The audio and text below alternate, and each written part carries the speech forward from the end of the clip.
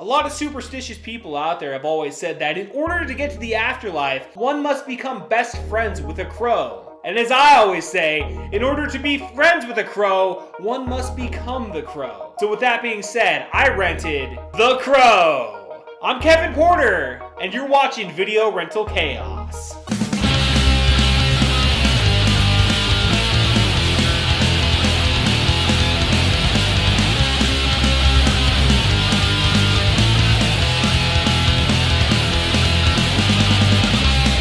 When you're a person living in Detroit, Michigan, Devil's Night is probably one of the nights you want to run and hide somewhere else and stay the hell out of the big city. Just ask Eric Draven about that. The Crow is a film marked by tragedy, as this was the final film for Brandon Lee, as he was killed tragically while on set for this movie. His death withstanding, this would have been a breakout film for the young actor. One really has to wonder what the future would have held for him had he not been killed on set. The Crow was a hit at the box office and spawned 3 sequels. Hopefully, there's no gang activity in your neighborhood, or you may just want to look up at the sky and see if there's a little black bird that can save you. So let's jump right on into The Crow. The film opens up on October 30th, the Devil's Night, as we see that Detroit scum have set the city on fire. The police have arrived on scene to what appears to be one dead man and one woman clinging to life. A local police officer, Daryl Albrecht, stops the young girl Sarah, who rolls up on her skateboard to the crime scene. She already knows that Eric is dead, and she's really wondering why the cop is lying to her about if Shelly's gonna make it or not. Flash forward to 1 year later, we see Sarah leaving flowers on the grave of Shelly and Eric. All of a sudden though, a crow mysteriously shows up and lands on Eric's grave. The magic happens and Eric is brought back to life to avenge the death of himself and his fiancée. The gang of men who had committed the murders under the order of Top Dollar are still up to their old tricks, as they're breaking into the old arcade and trashing it, and they're about ready to set it on fire and blow it up. This gang is an odd bunch as they stop in for drinks and continue their debauchery. This movie really loves using flashbacks as we get more of them from the night a year prior. During this, Eric dons the white and black makeup and the transformation is complete. The Crow is then able to lead him to the whereabouts of Tintin, who had just left the pawn shop where he was able to trade in a bunch of stolen jewelry for some money. He makes a beeline for Tintin and lets him know that he is back from the grave and he's gonna kill them all. He stabs Tintin and ends up leaving his calling card for everyone to know that he is there and he's ready for business. We finally meet Top Dollar as he lives up on top of a grungy rock club. T-Bird tries to get a meeting but is turned away as the boss is busy with his lady friends. Sarah shows up at the local bar where her mom's working, but finds that she's a bit busy also with Fun Boy. The dirty pawn shop owner is paid a visit by Eric. He is there to retrieve his fiance's ring from his shady establishment.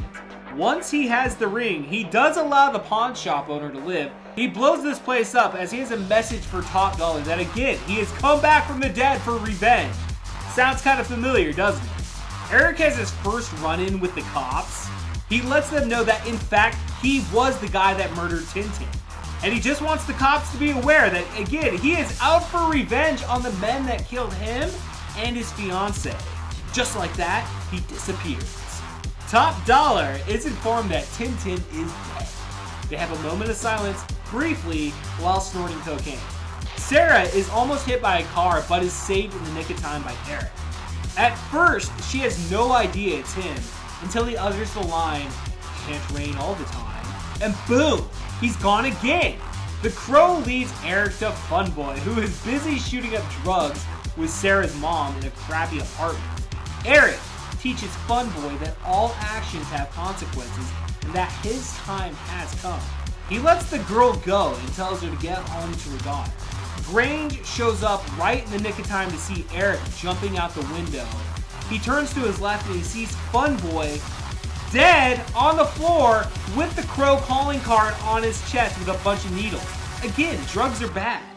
Eric pays the cop a visit again and goes over what happened that night, the year prior. He finds out that our cop in question had stayed with Shelly the entire time before her untimely death. Before he goes, he absorbs the pain of Shelly from the police officer. The pawn shop owner pays a visit to Top Dollar and lets him know what the fuck happened to his shop. Well, Top Dollar has heard all he needs as he just stabs the dude and ends up just shooting him out of pure annoyance. We find the final two gang members, T-Bird and Skank. Eric scares T-Bird and forces him to drive off, leaving Skank at the mini-mart. So Skank, running outside the mini-mart, gets hit by a car, gets up and ends up stealing it. He then gives chase after T-Bird. At this point, T-Bird realizes that this man was the man that they killed the year prior. But what the heck? People can't come back from the dead, can they?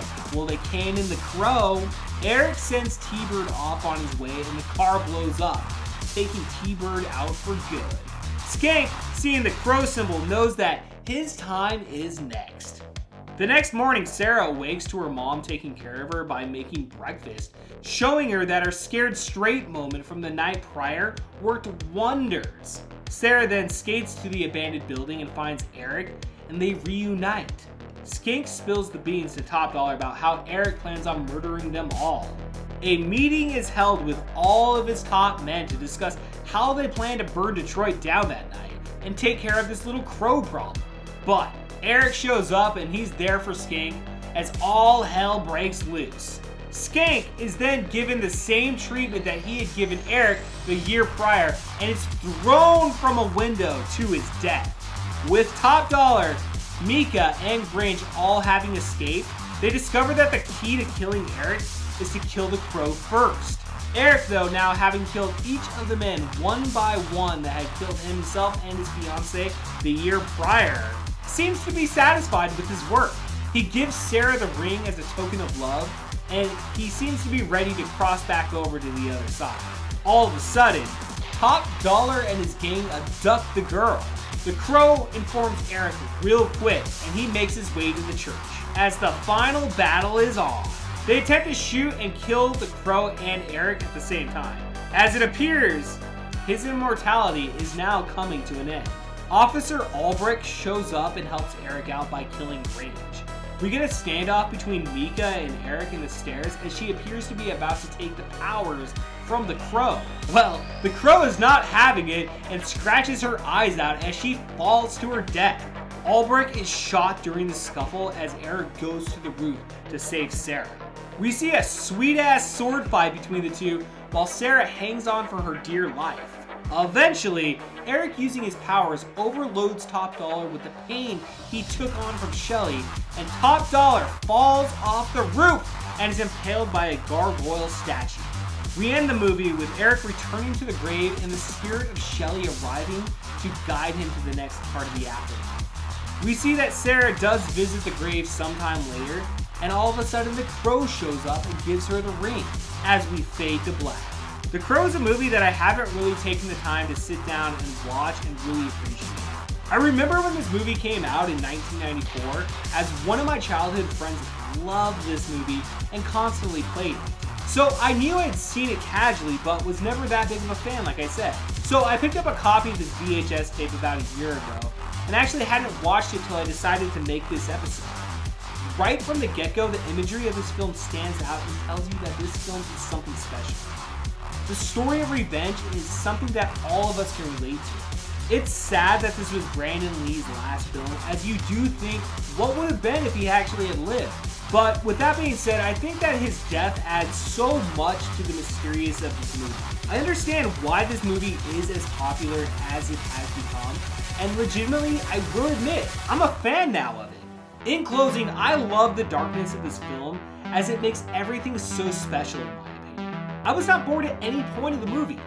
Hell, I may even seek out the sequels at this point. So to close out this episode, the next time you get angry and want some revenge on some scumbags, go and throw on The Crow. You won't regret it. And until next time, I'll see you at the video store.